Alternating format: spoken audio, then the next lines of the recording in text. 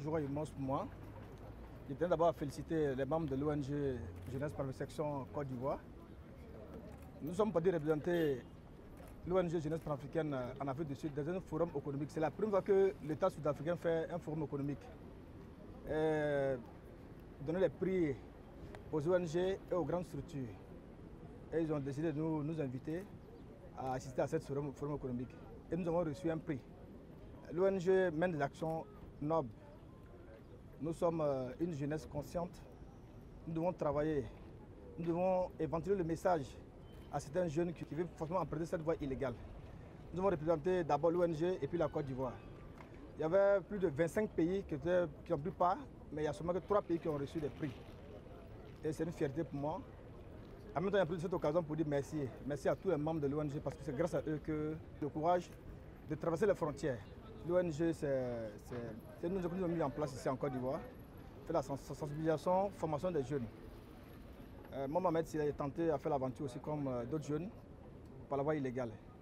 J'ai subi toutes sortes de souffrances en chemin. J'ai essayé de rentrer au pays et entreprendre. Et moi, le président Sila, il a profité de cette occasion pour sensibiliser cette jeunesse consciente de l'Afrique de l'Ouest. Et cette jeunesse qui vit dans le monde entier surtout.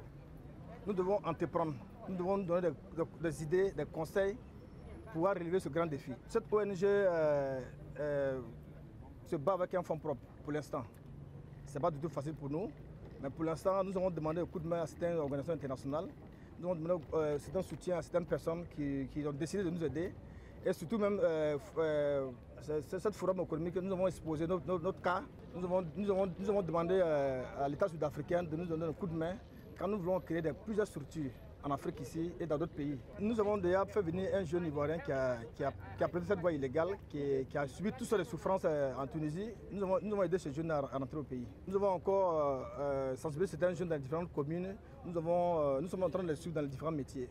Il y a certains jeunes en Côte d'Ivoire ici qui sont vraiment talentueux. Ils ont le manque de moyens. Et j'ai souligné ce problème-là. C'était le problème clé en fait.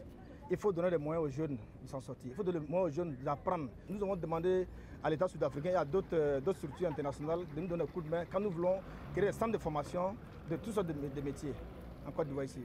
Le prix que nous avons reçu, c'est un prix qui était vraiment désigné à l'ONG qui coûte plus de 12 millions. Nous avons rendez-vous le ministre de la Jeunesse dans les jours à venir pour exposer notre projet que nous avons mis en place déjà. Voilà, nous devons encore traverser les différentes frontières pour lancer nos messages auprès des autorités, auprès des organisations internationales. Ce que nous voulons, des coups de main auprès de la jeunesse africaine. Vous voyez que cette jeunesse emprunte cette voie illégale parce qu'il y a certains jeunes qui sont désespérés, qui pensent que l'Europe est le Dorado. Non, je dis non, c'est l'Afrique qui est le Dorado.